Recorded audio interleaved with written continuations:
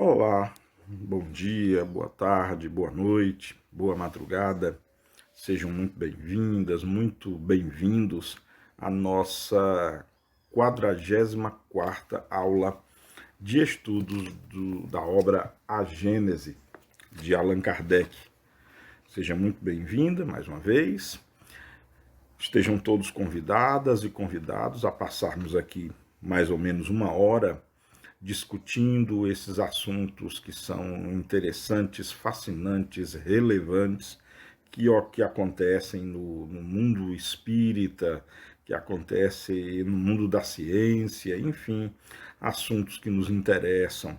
E também nos ajuda, né, esse debate. Eu tenho muita consciência de que esse debate sobre ciência e espiritismo, ora, nesse momento, fundado, assentado na obra A Gênese, nos ajuda a divulgar ciência de qualidade, a divulgar espiritismo de qualidade, a livrar o espírito humano do mito, da falácia, do misticismo, da fascinação, do fanatismo. Outros, sim, nos incentivando a entendermos a doutrina espírita como Allan Kardec a compreendeu, ou seja, na sua forma raciocinada, na sua forma inteligente, pensada, e não, como se diz, aceitando tudo de qualquer maneira, pelo simples fato de que alguém, independente do plano em que esse alguém esteja, tenha dito. É preciso analisar o que se lê, o que se ouve, é preciso comparar com aquilo que a ciência já descobriu. Eu penso que ao longo dessas 43 aulas que já temos, acho que fica claro, fica patente o compromisso que Kardec tinha com a verdade, o compromisso com a análise dos fatos, dos dados, das informações, sempre acompanhando o desenvolvimento da ciência, da época, claro, e nós agora estudando, ou reestudando, ou revendo, dependendo de cada um na sua posição atual, estamos agora tendo a oportunidade de comparar aquilo que Kardec escreveu nos idos de 1868, né, especificamente nessa obra, A Gênese, com o que já foi descoberto até hoje, né, que já foi descoberto nos dias de hoje, pois estamos já em 2021 e é óbvio que muita coisa foi descoberta. Então, mais uma vez, sejam muito bem-vindas, muito bem-vindos a esse estudo que é feito por vocês e para vocês. Não se esqueçam de assinar, de se inscrever no canal, de ativar o sininho para vocês ficarem cientes das notificações. Dê o seu gostei se você gostou e, claro, o não gostei se não gostou. Usem a aba de comentários para que vocês possam comentar, dar opinião, dar sugestão, fazer pergunta. Fiquem à vontade, eu garanto que vou responder a todas elas, tá? Fiquem à vontade. O canal, como eu já falei, é para vocês, é feito para o conhecimento de vocês, nosso conhecimento, tá? Meu nome é Marcos Venício e eu estou gravando esse vídeo, né, essa aula 44, numa quinta-feira, 15 de julho de 2021. A pandemia continua, os números de infectados, ou seja, os casos diários e o número de mortes pela Covid-19 está em queda, realmente, está em franca decadência, o que é muito bom, ou seja, graças às vacinas, isso já é o resultado da vacinação, que embora muito lenta mesmo no nosso país, mas os resultados já estão aparecendo, né? Sobretudo na classe mais idosa da sociedade, né? Aquelas pessoas com acima de 70 anos, a morte nessa faixa por Covid tem diminuído sobremaneira, resultado das vacinas, indubitavelmente, porque essa faixa etária já foi praticamente totalmente imunizada.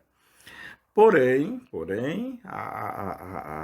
o vírus continua lá fora, o número de mortes está caindo sim, mas ainda está alto. Ontem mesmo foram registradas mais de 1.500 mortes no país, ainda é um número alto.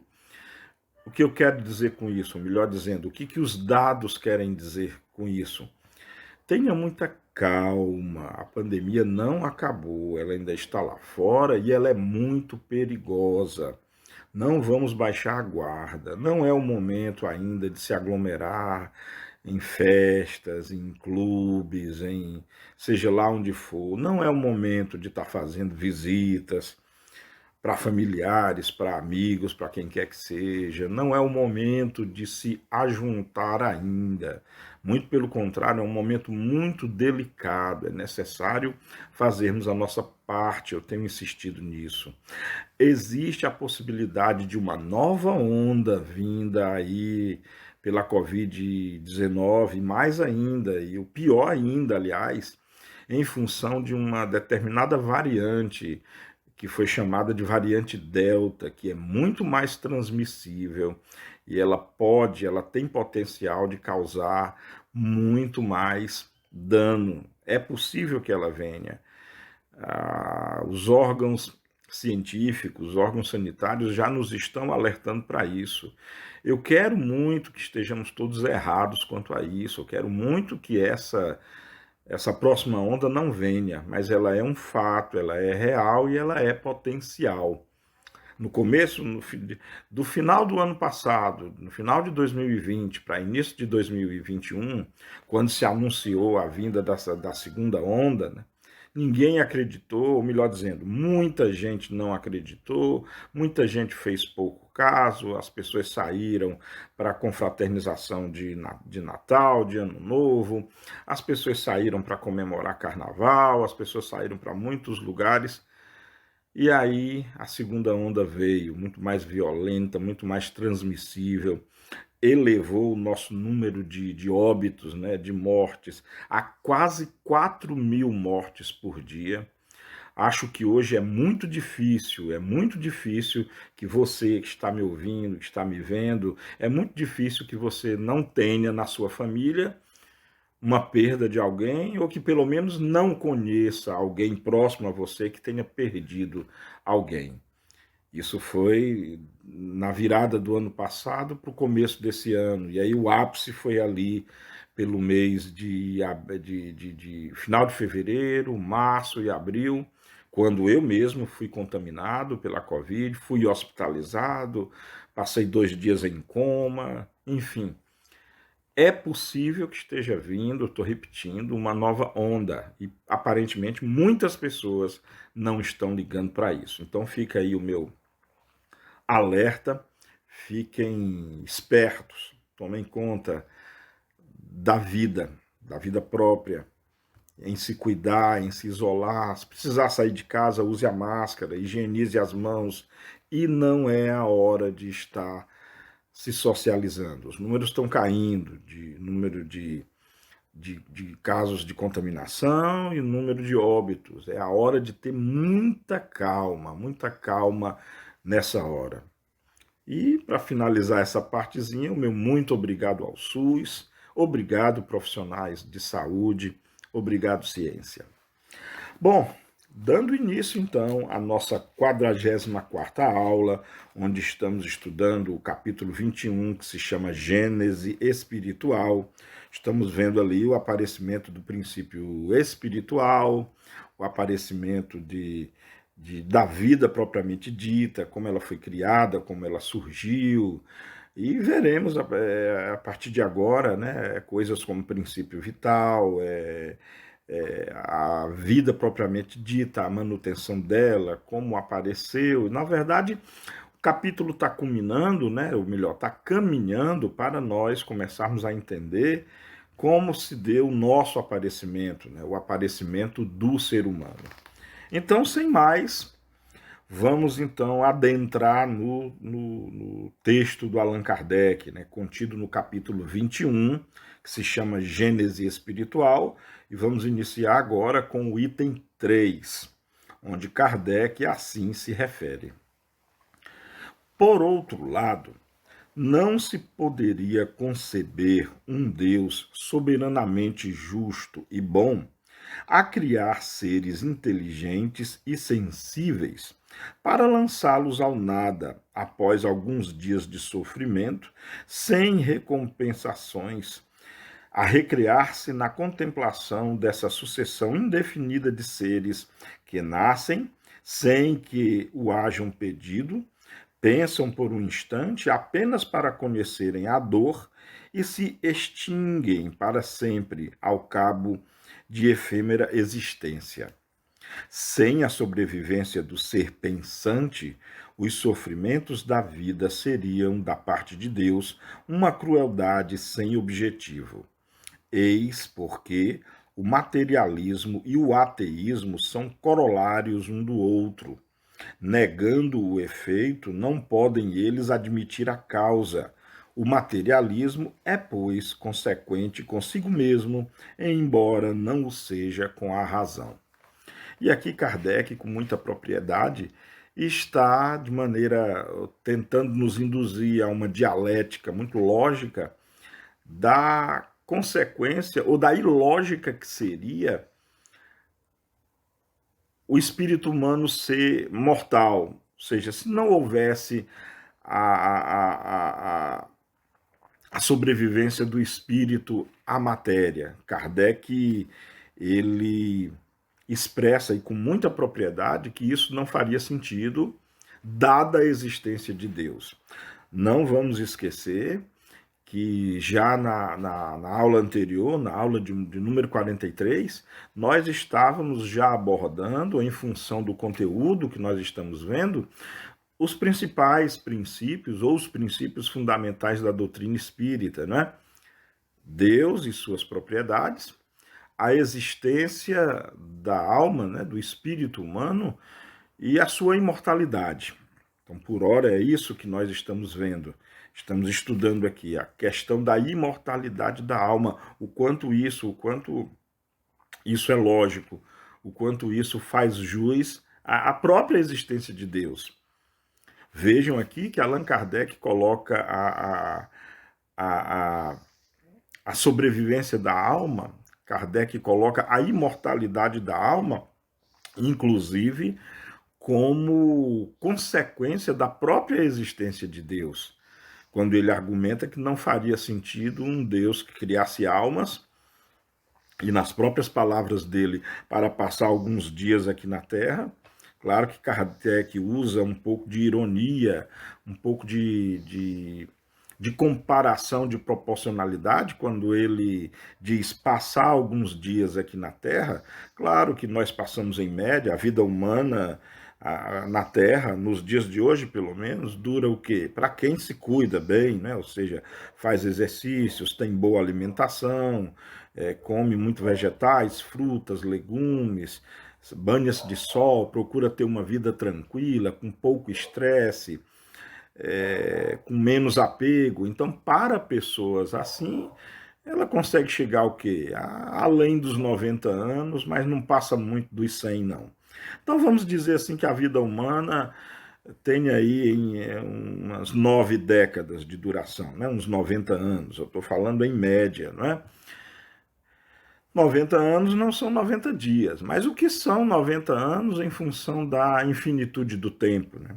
O que são 90 anos se comparado a 1 milênio, a 2 milênios, a 1 milhão de anos, a 1 bilhão de anos? Então, por isso que Kardec se expressa em termos de passar alguns dias na Terra, e olha de maneira muito subliminar, mas bem verdadeiro, são poucos os que na Terra gozam de, digamos assim, eu não quero nem falar felicidade, não, vou usar o termo felicidade, mas entendam felicidade nesse momento, aquela felicidade muito procurada pelo ser humano, por todos nós, que na verdade é mais um conforto, é mais um bem-estar, ou seja, é você ter dinheiro, ter, ter, ter bens materiais, ter saúde, ter boa alimentação, ter acesso à cultura, a divertimento,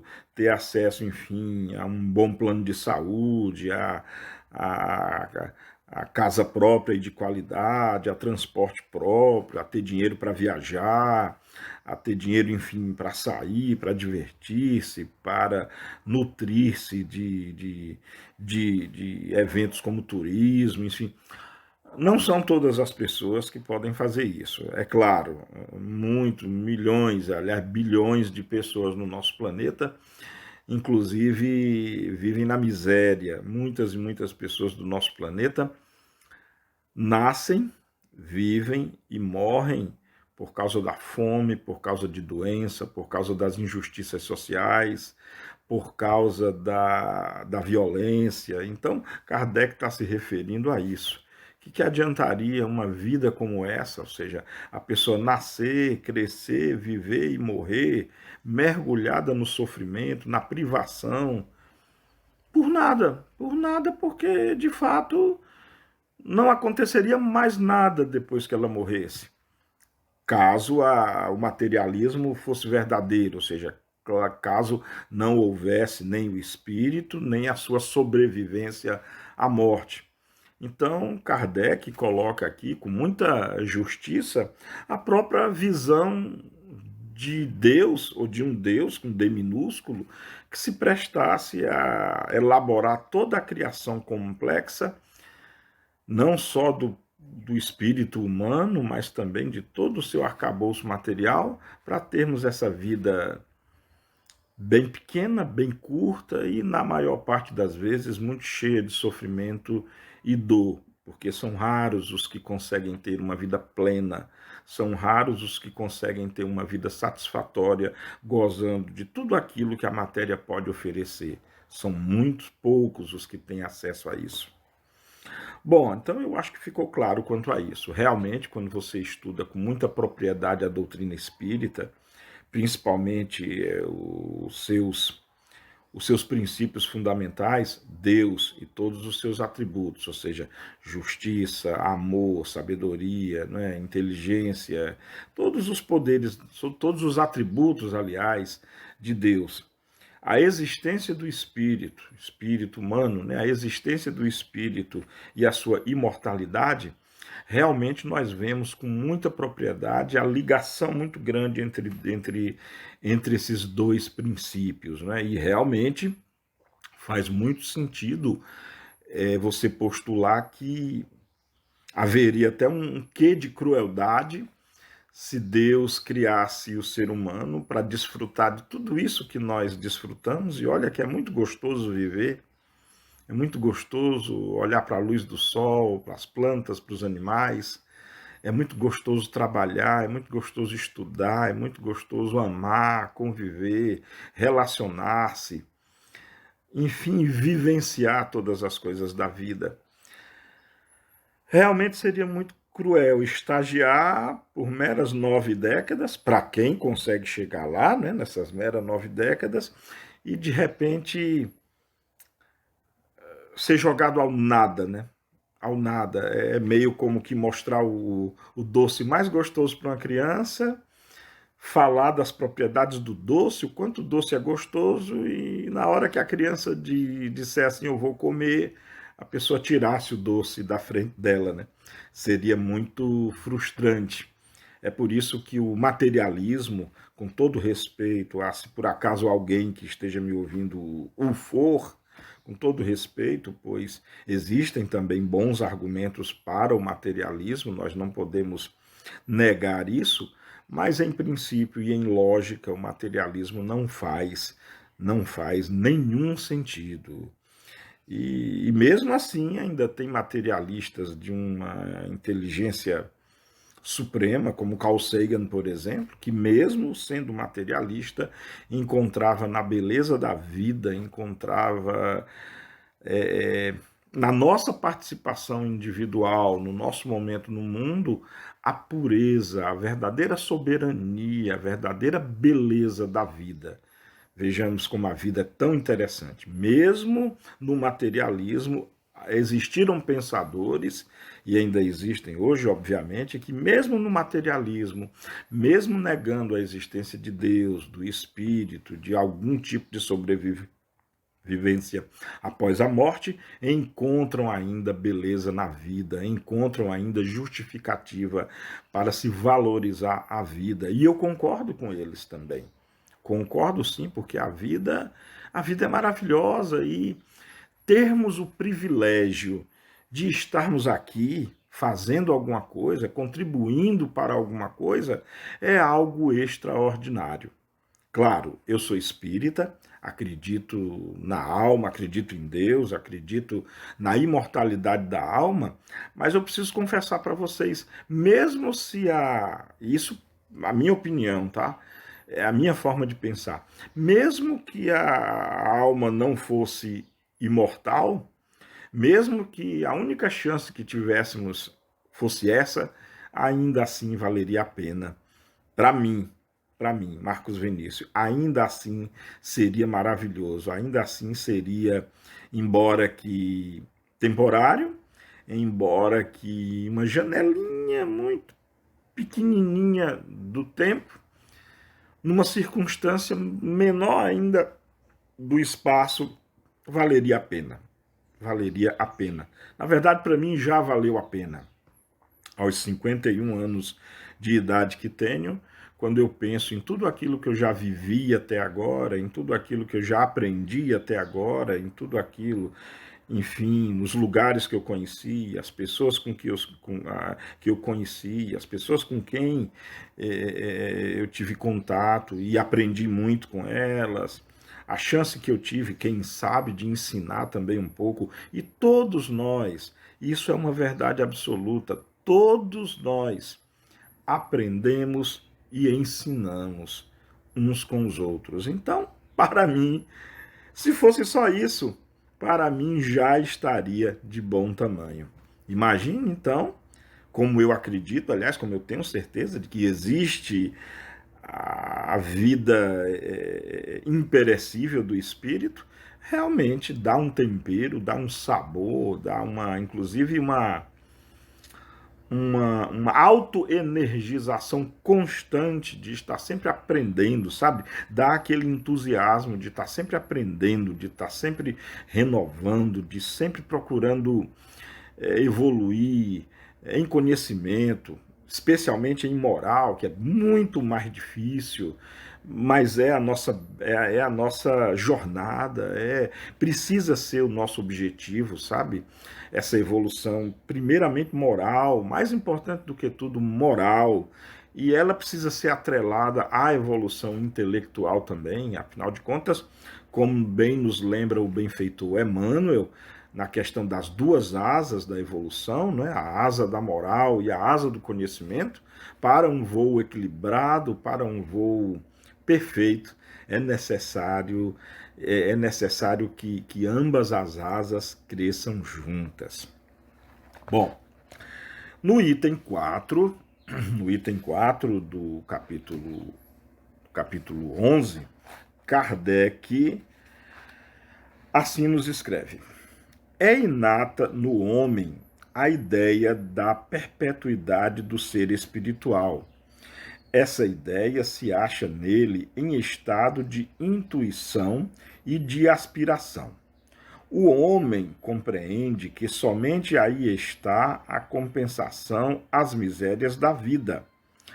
Essa razão, porque sempre houve e haverá cada vez mais espiritualistas do que materialistas e mais devotos do que ateus.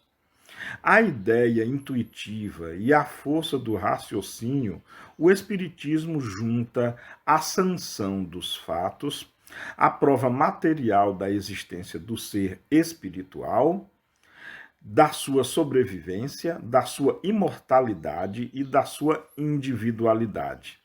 Torna precisa e define o que aquela ideia tinha de vago e de abstrato. mostra o ser inteligente a atuar fora da matéria, quer depois, quer durante a vida do corpo. Muito interessante. Primeiro, é verdade, e eu imagino que sempre foi assim. Hoje nós somos quase 8 bilhões de seres humanos no nosso planeta, na nossa linda joia azul. Somos quase 8 bilhões. Desses, uma parcela muito pequena é realmente materialista, no sentido de não acreditar em Deus de alguma maneira e não acreditar no Espírito de alguma maneira. É uma parcela muito pequena. Eu acho que não chega a 1% o número de pessoas que não acreditam no Espírito de alguma maneira ou em Deus de alguma maneira. O restante absoluto da humanidade, vamos dizer assim, os 99% acredita em Deus.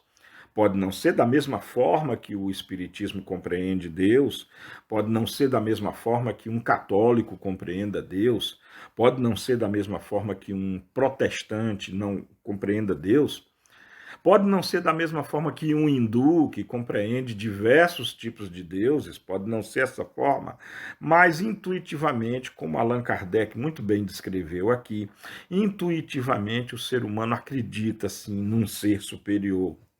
E isso vem de longas datas, vem inclusive através de registros fósseis datados de milhares de anos atrás, mostram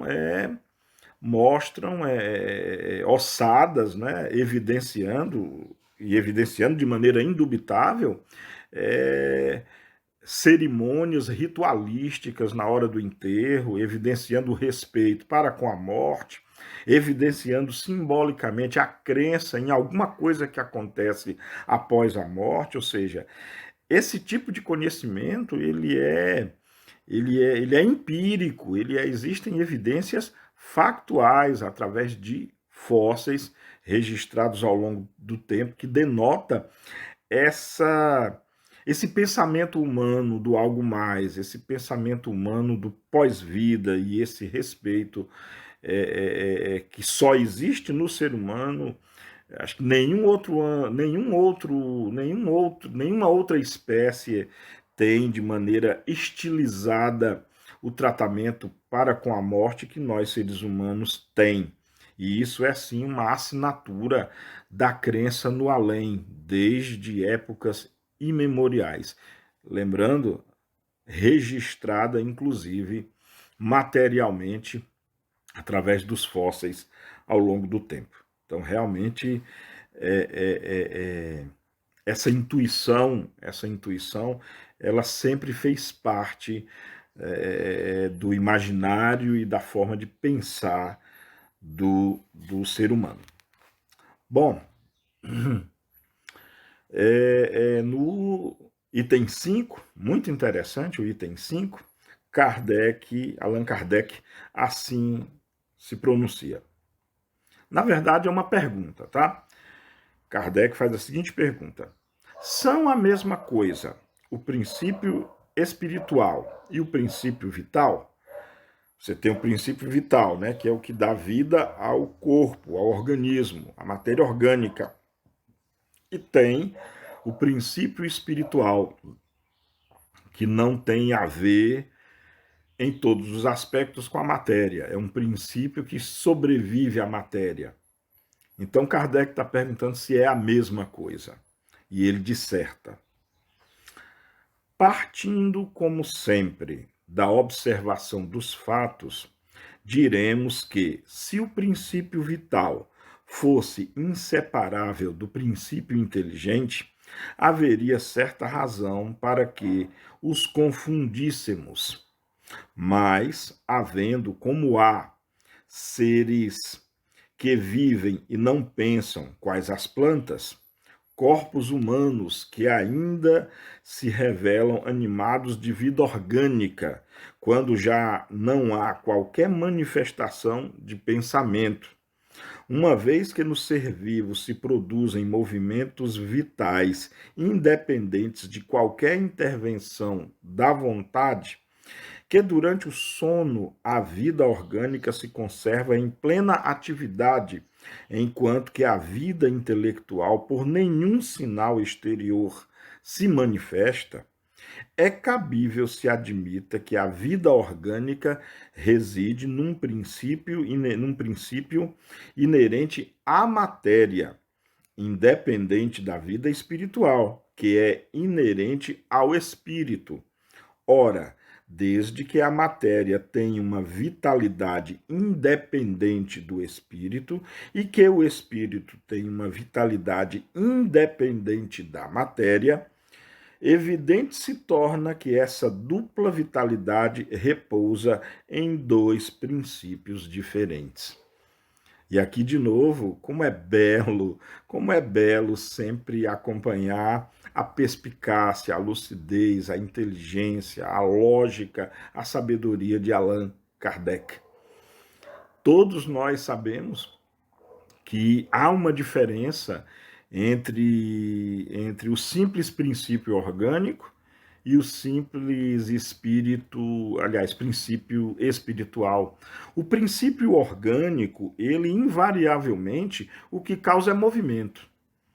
Basta você olhar, por exemplo, se alguém já viu aí em algum vídeo no YouTube, por exemplo, uma cirurgia cardíaca, né? Uma cirurgia do coração, né?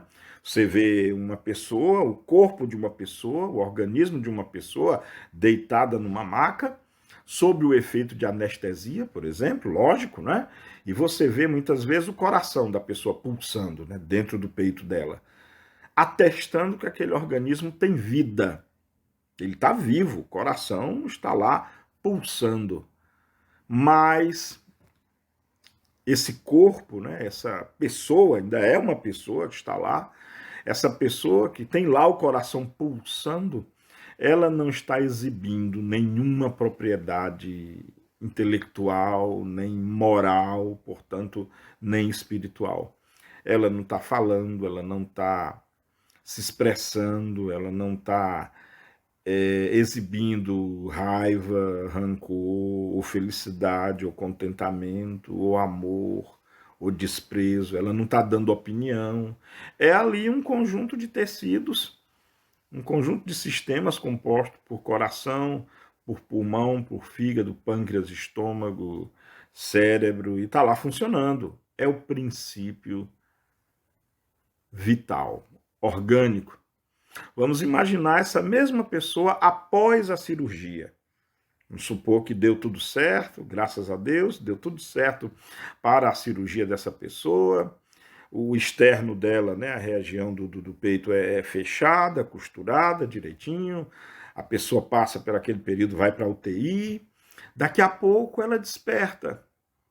Daqui a pouco tudo vai voltando ao normal, ela desperta. O efeito da anestesia passa, o efeito dos medicamentos vão se apresentando, e aquela pessoa que tinha o peito aberto, e nós vimos o coração pulsando, demonstrando inevitavelmente a vida orgânica, o princípio vital orgânico, ela agora vai exibir coisas que não exibia de quando ela estava com o peito aberto. Ela agora vai, por exemplo, dizer que está com sede, que quer água. Ela vai dizer, por exemplo, que está com fome. Ela vai, por exemplo, reclamar que dói, o efeito da anestesia deve ter passado, ela deve começar a sentir dores. Então, ela vai começar a exibir reações muito fisiológicas, reações muito orgânicas, como sede, fome, dor, quem sabe vontade de urinar, vontade de defecar. Ela vai sentir coceiras, vai sentir, enfim. Logo depois ela vai começar a exibir coisas mais inerentes ao espírito, coisas que não são já tão inerentes ao corpo propriamente dito. Ela vai dizer que, por exemplo, ela está no UTI, provavelmente já há muito tempo. Ela vai exibir talvez que está com saudade, ou da esposa, ou do marido, ou dos filhos, ou de um amigo, ou de uma amiga, enfim. Ela vai dizer que está com saudade de pessoas. Ela vai dizer que está com vontade de ir para casa. Ela vai se lembrar, e aí não é mais o corpo que está lembrando, é o espírito inerente ao corpo. É o espírito que sobrevive ao corpo, que sente. Não mais fome, não mais sede, não mais dor, mas que sente alegria ou tristeza, que sente amor, carinho ou ódio e revolta, que sente a necessidade de perdoar, principalmente de se auto-perdoar, e sente a necessidade de perdoar ao próximo, ou não, sente sentimento de vingança. Ambos os lados da moeda estão à disposição. Ou, parafraseando Jesus, no contexto, claro, ambos os lados da face estão à disposição. Jesus nos convidou a mostrar a outra face, né? A face do amor, do perdão, do carinho, da compreensão, do auto-perdão, da boa atitude e por aí vai. Então, é notório, gente, é notório a existência de dois princípios no ser humano. O material, esse que rege essa pele, cabelos, órgãos, músculos, nervos, glândulas, sangue, suor, enfim, saliva, todas as dentes, língua, tudo. Há um princípio que rege todo esse soma, todo esse organismo. Mas não se pode negar que há um princípio que subjaz a tudo isso, que é o espírito, que é o espírito. E a propósito, para nós que somos espíritas, sobretudo aqueles que já tiveram contato com mediunidade, ou por serem médiums, ou por já terem tido contato com médiums, e em eventos mediúnicos, sabem que não há mais como duvidar. Não há mais como duvidar, porque, como diz Kardec, são os fatos agora. São os próprios espíritos que se manifestam e a maneira com que eles se manifestam e muitas vezes o conteúdo que eles exibem não nos é mais permitido duvidar. A existência do espírito, do princípio espiritual e independente da matéria, do corpo físico, portanto do princípio orgânico ou vital, não há mais como duvidar. É fato, é fato. E contra fatos não cabem mais argumentos. Cabe compreensão, claro, cabe estudo, cabe debate, muitas outras coisas. Duvidar não cabe mais não. Bom, vamos ao item 6 agora, do capítulo 11, né? O item 6, que na verdade é uma pergunta também. O item 6, no item 6 temos a seguinte pergunta: terá o princípio espiritual sua fonte de origem no elemento cósmico universal? Será ele apenas uma transformação, um modo de existência desse elemento, como a luz, a eletricidade, o calor, etc.? Olha só que coisa interessante. Olha só que coisa muito interessante. A doutrina espírita nos ensina que o universo, de maneira muito reducionista, claro, muito reducionista, ele pode ser reduzido, perdoe-me o trocadilho, a Deus. E vamos colocar Deus até fora da equação, porque Deus, ele criou o universo. Então ele não faz parte do universo, porque Deus existia antes do universo. Independente de como você compreenda isso, nem eu mesmo entendo isso direito, porque simplesmente não é facilmente compreensível. Eu já falei, o nosso cérebro, eu acredito até que o espírito que somos, nesse momento, não tem propriedades suficientes para compreender o conceito de Deus. Não dá para compreender. Então vamos tirar Deus da equação. Vamos imaginar o universo como contendo matéria e energia, ou matéria e espírito, para simplificar mais ainda. Mergulhados em tudo isso, aliás, povoando tudo isso, submergindo tudo isso ao fluido cósmico universal, ou a matéria primitiva, da qual tudo é feito. Tudo material. Tudo que é material vem do fluido cósmico universal. Todas as partículas subatômicas, a partir dos quarks, né? Vamos imaginar assim, a partir dos quarks, os quarks que formam prótons e nêutrons, os elétrons, os prótons, nêutrons e elétrons que formam os átomos, e aí os átomos que formam todos os elementos aí da tabela periódica, desde o hidrogênio até o elemento mais pesado, que compõe toda a matéria, todas as substâncias que existem no nosso planeta, todas elas mesmas, de seres inanimados a seres animados, de seres vegetais, de seres minerais, de seres animais, ou seja, de seres inorgânicos e seres orgânicos. Tudo isso vem dos átomos, que sim foram retirados do fluido cósmico universal. A pergunta que Kardec faz é: e o princípio espiritual, o espírito propriamente dito, ele é retirado também do fluido cósmico universal? Vejamos a resposta, né, que Allan Kardec nos mostra. Se fosse assim, o princípio espiritual sofreria as vicissitudes da matéria e extinguir-se-ia pela desagregação, como o princípio vital. Momentânea seria, como a do corpo, a existência do ser inteligente, que então, ao morrer, volveria ao nada. Ou o que daria na mesma ao todo universal.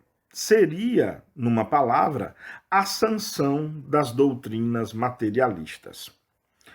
As propriedades sui generis que se reconhecem ao princípio espiritual provam que ele tem existência própria, pois que, se sua origem estivesse na matéria, aquelas propriedades lhe faltariam. Desde que a inteligência e o pensamento não podem ser atributos da matéria, chega-se, remontando dos efeitos à causa, à conclusão de que o elemento material e o elemento espiritual são os dois princípios constitutivos do universo. Individualizado, o elemento espiritual constituem os seres chamados espíritos. Como individualizado, o elemento material constitui os diferentes corpos da natureza, orgânicos e inorgânicos. Pronto. Essa foi a resposta, na verdade, a resposta dada pelos espíritos. E aqui ficou patente. Existem, então, dois princípios no universo: princípio material e princípio espiritual. E por serem princípios, possuem, então, fontes diferentes. Tudo que é matéria vem do princípio material. Está, portanto, subordinado, em termos de origem, ao fluido cósmico universal.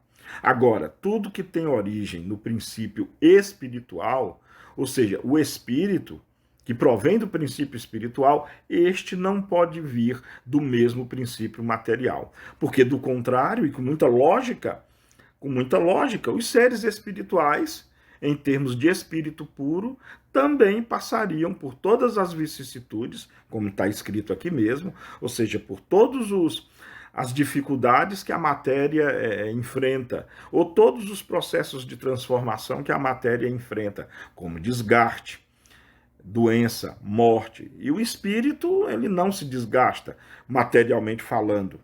Marcos, como é que tu podes afirmar isso?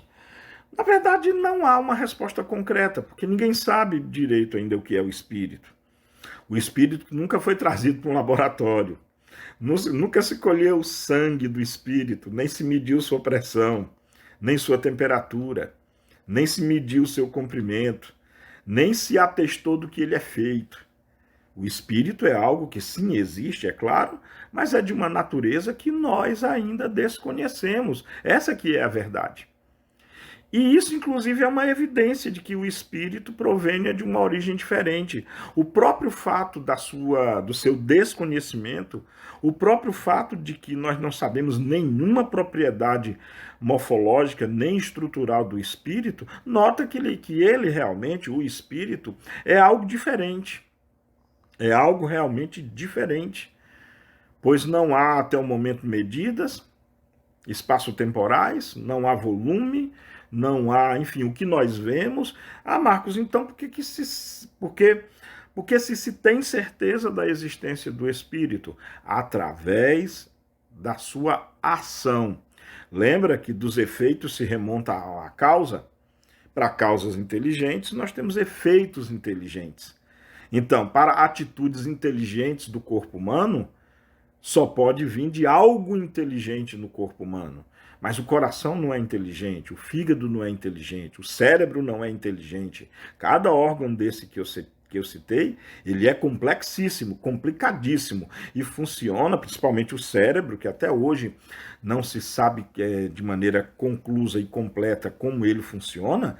É de longe o cérebro, o nosso sistema nervoso, é de longe o sistema mais complexo conhecido do universo. Mas ele sozinho, ele por si só, por mais que seja complexo, ele por si só não significa inteligência. Ele por si só não significa responsável pelos efeitos que o ser humano tem de sentimento, de inteligência, de emoção, de uma série de outras coisas. Embora haja, claro, todo um aparato material, glandular, hormonal, de neurotransmissores, há toda uma química e bioquímica e biofísica inerente ao comportamento humano que, sem sombra de dúvidas, para o materialista é um prato cheio, mas fica sempre inconclusivo, nunca explica o porquê das reações do ser humano, nunca explica o porquê da inteligência do ser humano, nunca explica o porquê das reações do ser humano. Vamos falar mais sobre isso. Então, há o espírito, porque o espírito demonstra as suas propriedades. E como eu já falei, hoje já não é mais motivo de dúvida, porque já temos o contato com o espírito sem corpo, espírito desencarnado. E ele continua sendo inteligente, continua sendo criativo, continua tendo emoção, continua tendo sentimentos.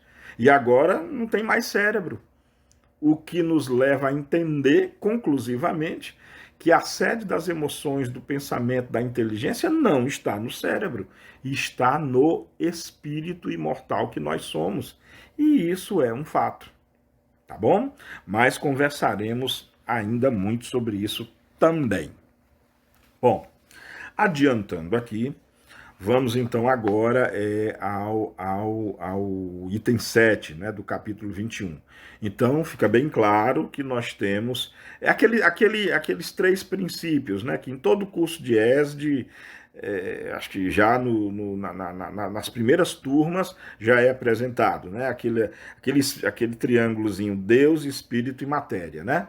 Temos Deus, que é o Criador, temos Espírito como fonte do princípio espiritual, ou produto do princípio espiritual, como queira, e a matéria como princípio material, ou a matéria como produto do princípio espiritual.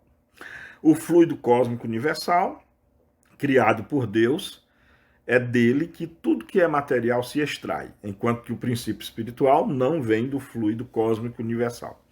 Ah, Marcos, se o princípio espiritual não vem do fluido cósmico universal, e não vem porque o espírito ele mesmo não é matéria, ele vem de onde? Deus. Deus é o criador de todos os espíritos. Bom, item 7 do capítulo 11. Mais uma pergunta, né? Admitindo, ou melhor dizendo, admitido o ser espiritual e não podendo ele proceder da matéria, qual a sua origem, seu ponto de partida? Olha só, chegou a questão, né? Porque na origem do princípio orgânico, princípio material, nós podemos aferir as origens até certo ponto. É óbvio que ninguém nunca vai saber a verdade absoluta de como a vida surgiu, a vida orgânica. Acho que nunca saberemos como a vida surgiu, pelo simples fato de que foi há muito tempo atrás. E quando eu digo há muito tempo atrás, não foi no século passado, não foi um pouquinho antes de Cristo. A vida surgiu há 3 bilhões e 800 milhões de anos. Então, é impossível conhecer o que aconteceu naquela época. Temos muitas teorias promissoras, basta ler sobre biogênese, basta ler um bom livro de biologia, como o da doutora Helena Curtis, basta ler um bom livro de biologia da nossa querida professora Sônia Lopes, bióloga também, e lá no livro dela vai ter muitas teorias de origem da vida e muitas muito plausíveis, mas certeza nenhum de nós pode ter, porque são 3 bilhões e 800 milhões de anos atrás que provavelmente apareceu a primeira molécula com características de vida. Não há como saber, nem nós existíamos nessa época. Nós mesmos a espécie Homo sapiens sapiens só tem aí uns 120 mil anos. Se comparado a 3 bilhões e 800 milhões, não é nada, é um segundinho. Então, olha só que coisa interessante. Se nem o princípio orgânico, né? Se nem a origem do princípio orgânico nos é dado conhecer, quem dirá o princípio espiritual? Olha só, eu vou reler a pergunta. Admitido o ser espiritual e não podendo ele proceder da matéria, qual a sua origem, seu ponto de partida? Ouçam, na verdade, as sensatíssimas palavras de Allan Kardec. Aqui falecem absolutamente os meios de investigação, como para tudo o que diz respeito à origem das coisas. O homem apenas pode comprovar o que existe. Acerca de tudo o mais, apenas lhes é dado formular hipóteses. E quer porque esse conhecimento esteja fora do alcance da sua inteligência atual, quer porque lhe seja inútil ou prejudicial presentemente, Deus não lhe ortoga, nem mesmo pela revelação.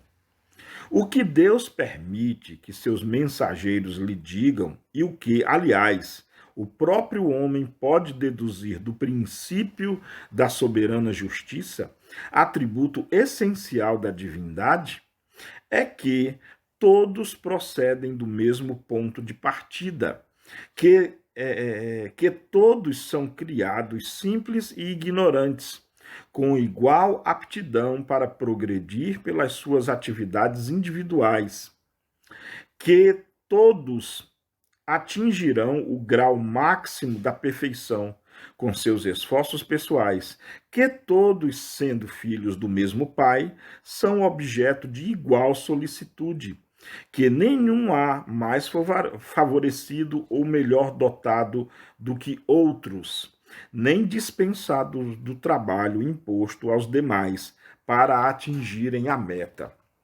E agora, olha só que lucidez, e olha só que assertiva, olha só que grau de profundidade e maturidade sobre o conhecimento das coisas, sobre o que nós costumamos dizer ter o pé no chão, ter muita maturidade e lucidez, menos mito, menos misticismo, menos fascinação.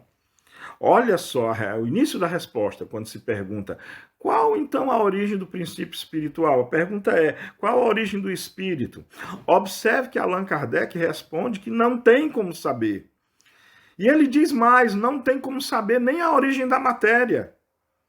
Não é só do espírito, não. Nem a origem da matéria há como saber. Quando ele diz assim, ó, aqui falecem absolutamente os meios de investigação, como para tudo o que diz respeito à origem das coisas. Pronto. Kardec escreveu isso e foi publicado em 1868, no dia 6 de janeiro. Hoje, como eu já falei anteriormente, nós estamos produzindo essa videoaula no dia 15 de julho de 2021. É claro que a ciência já descobriu muita coisa.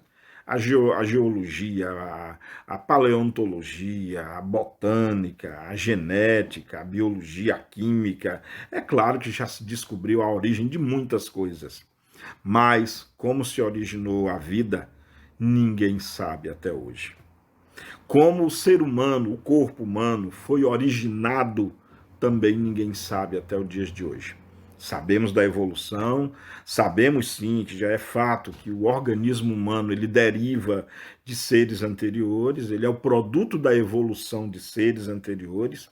Me perdoem, criacionistas, mas o homem, o ser humano, ele não foi criado pronto, que é o que afirma o criacionismo. O ser humano ele foi desenvolvido ao longo de milhões de anos através da seleção natural, princípio esse que foi intitulado Teoria da Evolução, descoberta pelo inglês Charles Darwin, e há evidências disso também, existem provas físicas disso também. Falaremos muito sobre isso ainda nesse capítulo, quando do aparecimento do homem, tá? Falaremos muito sobre isso, mas não há dúvida nenhuma de que a espécie humana, né, o Homo sapiens sapiens, ele é o resultado da evolução de espécies. Ele não nasceu pronto, ele evoluiu. Nós evoluímos. Não fomos criados como por um passe de mágicas ou por um estalar de dedos e aparecemos. Não. Somos o resultado, a nossa espécie é o resultado da evolução orgânica de seres anteriores. Estou falando, claro, e fique bem claro, estou falando do corpo humano, do organismo humano, tá? E isso é um fato.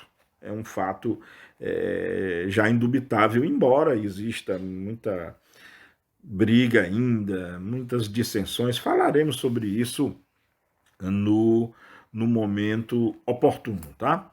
Então, realmente não há como descobrir esse princípio. Precisamos admitir, claro. Eu não me sinto, nem eu me sinto à vontade em dizer assim, precisamos admitir, porque parece escapismo, parece assim, na falta de outra coisa, precisamos inventar isso.